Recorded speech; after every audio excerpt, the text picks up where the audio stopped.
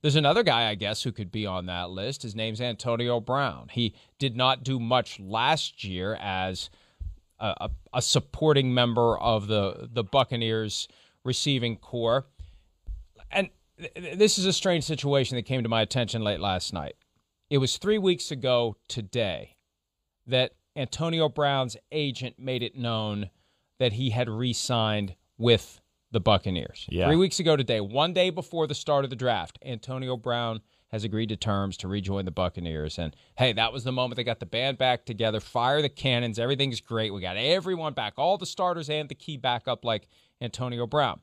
So here we are, and I didn't realize we'd never had the statement from the Buccaneers. Never. Antonio Brown has re-signed. He's not on the roster of the Tampa Bay Buccaneers. Bruce Arians, coach of the Buccaneers, appearing on the Pewter Report podcast, addressed the fact that Antonio Brown remains not an official member of the Buccaneers. Here's Arians.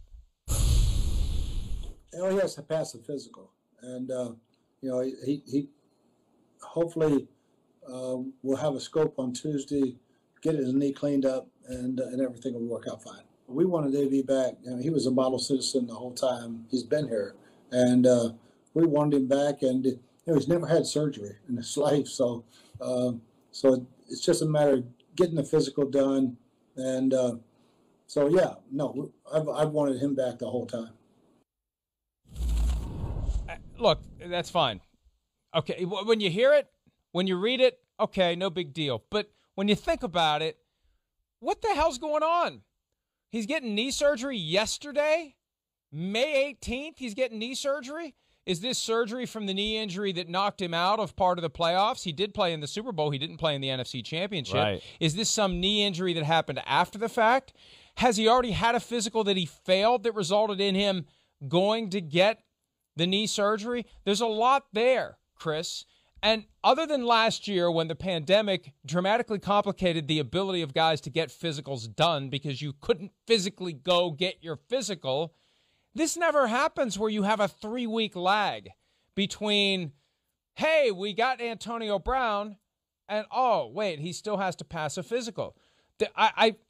It's tempting I to agree. just shrug at it, but I think there's something more there potentially. I think it'd be foolish not to ask what the hell's going on. I agree. I mean, your example is odd.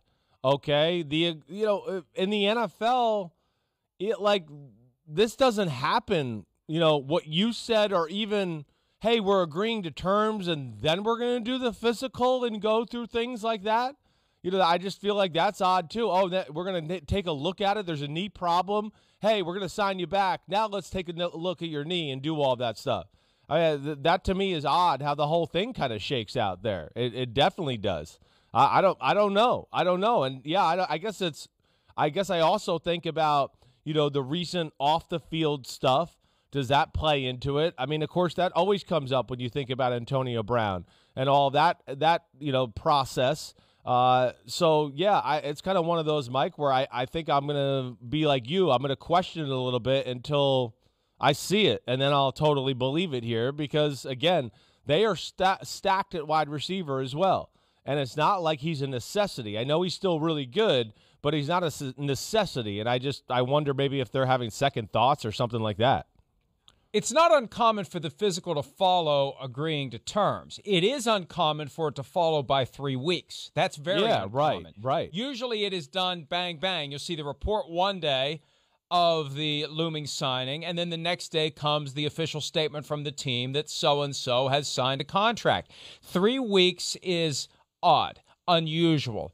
I don't want to say unprecedented because then I'd have to research and see, is there some situation in the past where there's been a delay, other than last year when, for multiple players, there were protracted delays. Remember the Todd Gurley deal in Atlanta? Yeah. It took weeks and weeks because of the pandemic. Here's my theory, Chris, and I don't think this is high-level, short-sleeve dress shirt, red yarn everywhere conspiracy theory. I think this is fairly obvious when you consider the broader circumstances.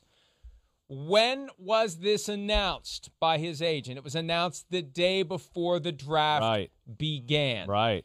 So other teams see that, oh, they got Antonio Brown back. Well, they're not a team that we are flagging as a team that may draft, wait for it, a receiver. And in round 4, what did the Buccaneers do? They took North Texas receiver Jalen Darden. Who can round play? 4, fairly high in the pick process. Last year, Tyler Johnson from Minnesota, who came in and had a great impact, especially in the postseason, made some big catches there. Oh, and they still have Scotty Miller. Oh, and they've got Chris Godwin. Oh, and they've got Mike Evans. Look, there's a chance that Antonio Brown's already served his purpose for the 2021 Buccaneers. There's a chance that this deal isn't getting done. And announcing it the day before the draft was all about providing cover, so when they take Jalen Darden, no one else is watching lower on the board saying, we better jump them if we want Jalen Darden. If you're watching the Bucs in round 4, you're thinking, they got Antonio Brown. And again, this is not next-level conspiracy stuff. This is just the gamesmanship that happens during the draft. And the fact that it was announced unofficially the day before the draft began, you can't rule out the possibility that the Bucs knew damn well what they were doing in striking that deal pending a physical. Yeah, you might be right, Mike. And oddly enough, really, it's a guy that plays a position that's similar to Antonio Brown and has kind of a similar skill set. I mean, the dude, Durden out of North Texas, can really fly. I mean, really fly. He's like, it's Tyreek Hill, 3 rockets up your butt type of speed, Mike. That's what we're talking about. He's a real weapon. So I don't know the fact that, maybe that was the plan, or they didn't expect him on the board, and then he's there still. All right, we got to take him. Does that affect, now going forward, going, well, maybe we don't need to re-sign Antonio. We got a guy that we didn't really think would be there in round 4. I think there's a lot of different possibilities. And, Mike, just one thing I wanted to clean up from my own personal speaking. You're right. I know most guys, you do the contract and then you get the physical after. What's odd is it doesn't go down like that when you're signing with the team you were already on. That's where I should have been clear. It's usually even when you're going to be a free agent and you're going to re-sign with that team has been keeping up with you medically because of after the year, we check the knee, we do those things. Usually you end up getting surgery by that type of team. And then they start going, hey, yeah, we're going to re-sign you. Let's do one more checkup after re-sign you on the knee to make sure it's okay. That's where I misspoke and maybe didn't explain that clearly. Well, and I think this is what you're getting at. Right. Don't they give every player, whether he's going to be a free agent or not, an exit physical on the way out the door? Exactly, yes. Right. And usually we didn't hear anything about Antonio Brown failing that. Nothing. And usually if a player has an issue, he makes it very vocal right away at the end of the year because he wants it, the NFLPA, everybody, all the paper trails that keep track of your medical issues for after football, anything like that. Or just to get the problem fixed right away, you tell the team, my knee's been bothering me. Maybe can we go, look at it, get an MRI. It's been bothering me for a while. And then that starts the process of, okay, let's fix it. That's why it's just weird that it's happening now. And we're going to sign him, but we didn't sign him. And now we're going to have a surgery and look at his knee and clean him up. I mean, I'm with you. I just think it's an odd way to do business in the NFL.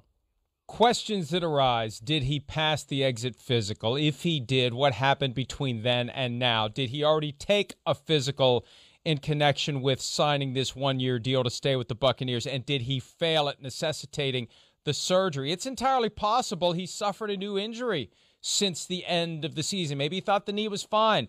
Exit physical passed, and then he starts working out. I mean, the guy's going to be 33 on July 10. Right. So, and he's never had surgery. Well, he may have all sorts of stuff floating around in those knees that may be affecting his ability to run like he used to. So these are all fair questions. And by the way, one last thing about the 4th-round pick that was spent on a receiver. They traded up, the Buccaneers did. They traded up. They were getting nervous that the guy they wanted wasn't going to be there. So that feeds into the idea that there was a little bit of gamesmanship going on in making it known to the world that Antonio Brown is going to be back just before the draft begins. That gives you that layer of cover so you can go get that receiver you may be targeting in the mid-rounds of the draft. And do they really need Antonio Brown at this point? Not really. They don't. Bruce Arians made this point. Hey, that's 6th spot on game day. That's going to be very competitive. Yeah. Who's going to get teams. it? You got Evans, Godwin, Brown, Miller, Johnson, and now you got the rookie, the fourth rounder that they traded up for. They gave up a 6th-round compensatory pick to move up along with the 4th-round pick that they already had. You think they're going to cut that guy? No way. No way. He'd have to have the absolute, worst camp you could absolutely have to get cut in the 4th round for a guy they traded up. He'd have to really, fall flat on his face. Yeah, I mean, Mike, I'm with you. When you put it out like that, it almost, kind of seems like, what? Are they really going to sign him? That doesn't even make sense. So, I don't know. Bruce doesn't BS much. We know that. So, I'm going to take him at his word. It's Tommy's boy and Antonio Brown. He is a veteran who can do a lot of different things, and you could throw a lot on him. Even like this play we're showing here. That was, I think, a little bit of a route where he had to read the coverage, and that's where Brady wants Antonio Brown. Hey, you got to be on the same page as me. This is a different kind of play. It's not just hey, I call a slant. It's I want a slant if the guy's on the outside. If the guy cuts you off on the slant, I want you to work the slant and then come back out. Right? It's those type of things, and I think that's where Brady's going to continue to pound the table for a guy like Antonio Brown, because he can do some of that Julian Edelman, Wes Welker stuff, and Brady can have his trust there. But, I want to bring up a point, and I pissed some people off, sorry, Manchester, a couple of weeks ago when I dusted off, well, I wasn't the one who dusted it off. Nick Saban's the one who dusted off the fact that the Dolphins could have had Drew Brees, but it was the doctors who said they can't sign Drew Brees. And my point was, if Nick Saban's really in charge of the football operation and he wants Drew Brees, he keeps asking doctors for opinions until he finds one who says, go ahead and sign Drew Brees, because, oh, wait, the Saints did. Hey, maybe the Bucs have decided the way they're going to deal with Tommy on this is say, sorry, he just can't pass a physical. We want him, you want him, we all want him.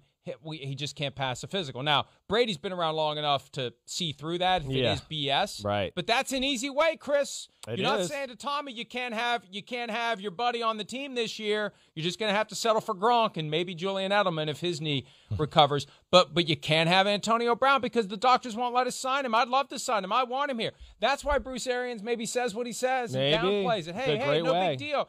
All he's got to do is pass a physical. Oh, wait, he didn't pass we went in there and scoped it. Didn't look good. It's not what we thought. Okay, yeah. No, you're right. That would be the great way to escape the situation. And I don't know. I mean, I was shocked by this yesterday because I was just damn, you know what? You're right. We never really got an official signing. It kind of we just took it for granted and moved on. And now it's got me thinking. And now I'm to the point where it's I got to see it to believe it here over the next few days to really think he's going to be back. And it is funny when you read the story that was posted by the Pewter Report website. It buys in completely and totally to Arians downplaying, and I think that's part of the price you pay sometimes for access. Because I think the last thing that they want to do is call BS on Bruce Arians after they just got him on the podcast. Right. And they're going to say, hey, this guy's telling us something that may not be accurate. Yeah, right. But, come back again, Bruce. Leave that to us, Pewter Report. We got you covered here. I think, because it's funny, they posted the tweet with their story, and they tagged me. They tagged the PFT account on Twitter. That's how I became aware of it. And I saw it, and I had the same reaction you did. What the hell is this? Yeah. Oh, yeah. He hasn't officially been announced. Right. So I think sometimes when your gut tells you something's going on, there's a reason for that. Yeah. Something's going on. I agree. And you got as good a gut as anybody. Nobody's got better pasta and meatballs than you in there. And here's what I'm going to do. After the show, or maybe during one of the breaks, if I think of it, I'm going to ask the Buccaneers, did he pass his exit physical, and has he already taken a physical and failed it? Yeah. We'll see what they say. Maybe they'll answer it, maybe they won't. But whatever they say is going to be instructive on where this thing potentially heads. Hi, I'm Mike Tirico, and thanks for watching. Make sure to hit subscribe for the latest news and highlights from NBC Sports.